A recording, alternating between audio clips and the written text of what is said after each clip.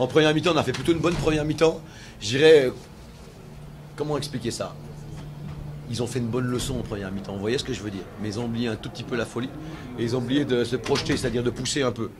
En deuxième mi-temps, on leur a demandé juste de gagner un peu, quand on gagnait le ballon, de monter un peu plus et d'être un tout petit peu plus haut sur les pertes de balles. Et c'est ça qui leur a mis un peu le couteau sous la gorge, les adversaires. Et sur les deuxièmes ballons, on a récupéré 2-3 ballons, vous avez vu. Et c'est là qu'on a fait la différence. Donc vous savez, à mon avis, c'est la même mi-temps, avec juste Andy Conte qui a pris plus de responsabilités ensuite sur la remontée du bloc. Et puis la deuxième chose, c'était le vent qui nous a un peu aidé aussi, parce qu'on a joué contre le vent en première mi-temps également. Alors, ils ont marqué un but à l'extérieur, ils peuvent très bien gagner 2-0, hein, c'est une bonne équipe. Hein. Vous avez vu les deux attaquants, hein, leur 25, le capitaine, là, sur les coups de pied arrêtés, il est redoutable. Le 23, il est redoutable.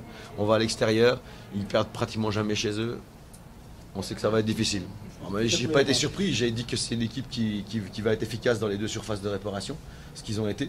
En deuxième mi-temps, heureusement, on a réussi à les contourner avec un peu de vitesse. Mais c'est une équipe qui est hyper dangereuse, elle ne peut pas avoir la balle. Et avec ses deux attaquants devant, elle peut peser tout le temps sur le match. Et là, son capitaine, là, qui met des galettes là, sur les coups de pied arrêtés. Chaque coup de pied arrêté, c'est le feu. Hein. Chaque coup de pied arrêté, c'est millimétré, quoi. Donc vous pouvez faire un bon match contre ces équipes-là et les perdre.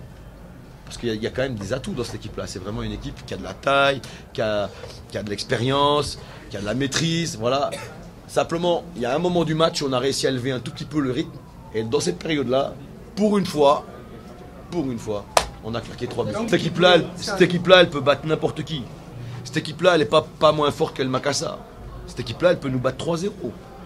Attendez, on n'est pas des extraterrestres, on est des jeunes académiciens. Elle peut nous battre 3-0. C'est pas ça que je veux dire. Je respecte le travail aussi de l'entraîneur adverse. Je respecte la façon de jouer de l'adversaire. Je veux juste dire, soyons dans un match équitable. Voilà. Comme le Libyen qui nous a arbitré El Makassar, où on était dominé de la première à la dernière minute.